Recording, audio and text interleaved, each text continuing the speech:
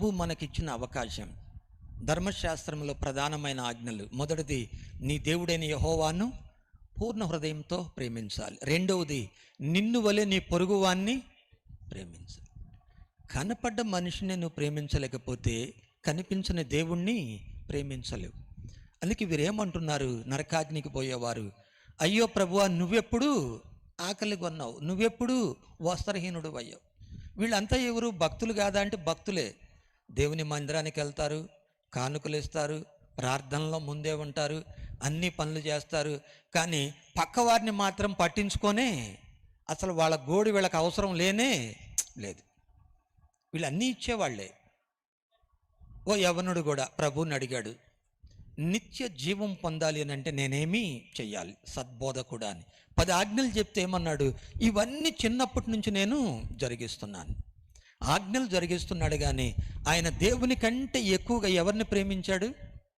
తనకున్న ధనాన్ని ప్రేమించాడు. అందుకే ప్రభువారు అంటున్నాడు, వంటె సూది బెజ్జంలో దూరుట సులభం, ధనవంతుడు దేవుని రాజ్యంలో ప్రవేశించుట అంటే ధనవంతులుగా ఉండొద్దనా? ఈ భూమి మీద ధనవంతులు ఎవరంటే దేవుని బిడ్డలే. అబ్రహాము ధనవంతుడు, యోబు ధనవంతుడు, ప్రభు అయిన యేసుక్రీస్తు వారు శ్రీమంతుడు. మన దారిద్ర్యం తీసివేయటానికి ఆయన ఈ లోకానికి వచ్చాడు. దరిద్రునిగా ఆ శిలువలో మరణించాడు. ఆయన శ్రీమంతుడైన దేవుడు. దాని ముఖ్య ఉద్దేశం ఏంటి? నువ్వు ఎవరిని ప్రేమిస్తున్నావు? వీరు కూడా దేవుని బిడ్డలే. ఇప్పుడు మనము 10 మంది కన్యకల విషయంలో చూసాం. అంటే వారు కాదా? 5గురు సిద్ధపాటు కలిగి ఉన్నారు, 5గురు నిర్లక్ష్య స్వభావం కలిగి ఉన్నారు. అందుకే వీరు ఏమంటున్నారు, మేము చేసినవి సరిపోతాయి. మనుషుని యొక్క నీతి క్రియలను ప్రభు ఏమంటున్నాడు యెషయా ప్రవక్త ద్వారా, మురికి గుడ్డ వంటివి. అందుకే మనం ఎలా రక్షింపబడ్డాం? మన క్రియల మూలముగా కాదు. భక్తుడు పౌలు చెప్తున్నాడు, ఎఫెసీయులకు రాసిన పత్రిక 2వ అధ్యాయము 8-9 వచనాలు. మీరు విశ్వాసము ద్వారానే కృపచేతనే రక్షింపబడి ఉన్నారు, ఇది మీ వలన కలిగినది కాదు, దేవుని వరమే. చూడండి, విశ్వాసము చేత, కృప చేత. విశ్వాసానికి 2 కాళ్ళు ఉన్నాయి, త్యాగము, పరిచర్య. భక్తుడు యాకోబు కూడా చెప్తున్నాడు. యాకోబు రాసిన పత్రిక 2వ అధ్యాయము 14-17 వచనం వరకు. నా సహోదరులారా, క్రియలు లేనప్పుడు ఎవడైనను తనకు విశ్వాసము కలదని చెప్పిన ఎడల ఏమి ప్రయోజనము? అట్టి విశ్వాసం అతన్ని రక్షింపగలదా?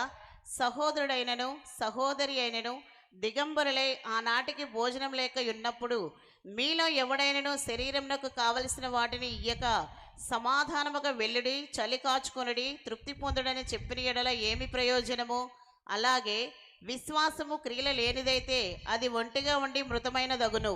అయితే ఒకడు నీకు విశ్వాసం ఉన్నది, నాకు క్రియలున్నవి, క్రియలు లేకుండా నీ విశ్వాసము నాకు కనపరచుము, నేను నా క్రియల చేత నా విశ్వాసమును నీకు కనపరుతానని చెప్పును. దేవుడొక్కడే అని నీవు నమ్ముచున్నావు, అలాగు నమ్ముట మంచిదే. దయ్యములను నమ్మి వణుకుచున్నవి వ్యర్థుడా? క్రియలు లేని విశ్వాసము నిష్ఫలమైనదని తెలుసుకొనగోరుచున్నావా? చూడండి, ప్రభు భక్తుడు యాకోబు ద్వారా సెలవిస్తున్న మాటలు. క్రియలు లేని విశ్వాసము మృతము.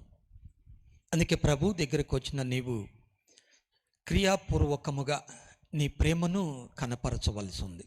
ఒట్టి ప్రేమ కాదు. అందుకే దైవజనులు అబ్రహాం కేడిఎస్ గారు అంటారు, ప్రేమ ఉంటే ప్రేమకు గుర్తులు ఉండాలి.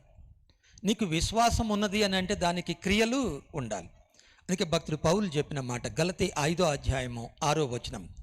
గలతీలకు రాసిన పత్రిక 5వ అధ్యాయము 6వ వచనం.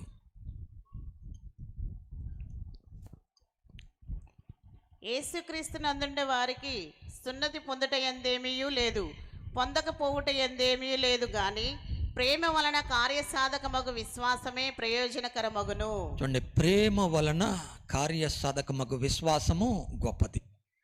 విశ్వాసం ఉన్నది అని అంటే అక్కడ క్రియ ఉన్నది. ఆ ప్రేమ కనపరచబడుతుంది. చూడండి, ఇక్కడున్న ఈ మనుషులు ఏమంటున్నారు, ప్రభువా నువ్వెప్పుడు ఆకలి కొన్నావు, అయ్యో నువ్వెప్పుడు రోగిపోయి ఉన్నావు, నీకైతే మేము చేస్తాం, ఇంకెవరికన్నా అయితే చెయ్యం. అందుకే ప్రభువు చెప్పాడు, నిన్ను వలె నీ పొరుగు వానిని ప్రేమించు. నువ్వు చేసేది ప్రభు కొరకని చేయాలి. అందుకే మనము కూరల్లో ఉప్పేస్తాం, ఏమనంటారు, అన్నేసి చూడు నన్నేసి చూడు. కాల్చబడటానికి శరీరం ఇచ్చిన చూడండి, ప్రేమ లేకపోతే నేను వ్యర్థుడని అంటున్నాడు.